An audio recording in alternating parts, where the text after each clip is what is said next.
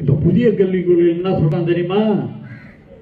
3rd standard, 3வது, நீங்க அதெல்லாம் பாஸ் பண்ணிட்டு வந்துட்டீங்க.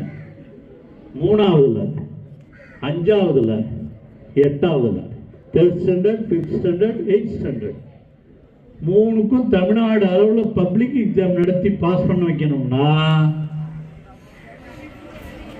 ஏத்துக்கிறீங்களா? ஒத்துக்குவீங்களா? 3வது, 5வது, 8வதெல்லாம் சரியா படிக்காம கூட காலேஜுக்கு போனால் பிரமாமா படிக்கிறாங்க, +2 நல்லா படிக்கிறாங்க. இப்போ 3வது, 5வது, 8வதுலேயே பரீட்சை வச்சு பப்ளிக் எக்ஸாம் வச்சா என்ன ஆகும்? பாதி பேர் வீட்டுக்கு போடுவாங்க. அதனால உங்களுக்கு அந்த கல்வி வேணுமா? இந்தி வேணுமா? இதெல்லாம் மாணவிகள் எவ்வளோ சவுண்டா இருக்காங்களோ மாணவர்களோ அந்த மாதிரி சவுண்டா இருக்கு.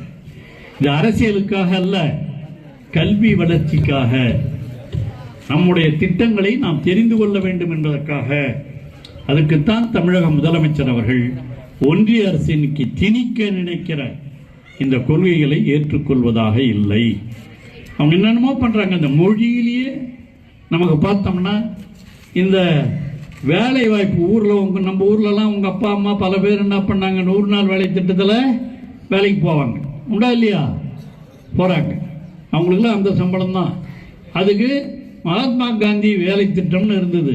அதுக்கு கூட பேரை மாற்றி இந்தியில் பேரை மாற்றுறான். நேற்று பார்த்துருப்பீங்க. அதெல்லாம் இன்னானே புரியல.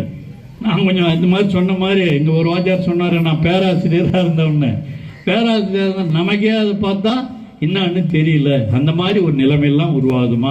இதை நான் அரசியலுக்காக சொல்லவில்லை.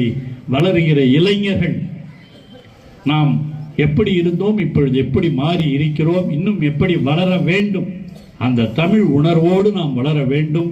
அப்பதான் தமிழ்நாடு இன்னும் சிறந்து நிற்க முடியும். இன்று தமிழ்நாடு இந்திய அளவிலேயே முதல் மாநிலமாக திகழ்கிறது என்று சொன்னால் அதற்கு தமிழக முதலமைச்சர் தளபதி அவர்கள் தான் காரணம். எல்லா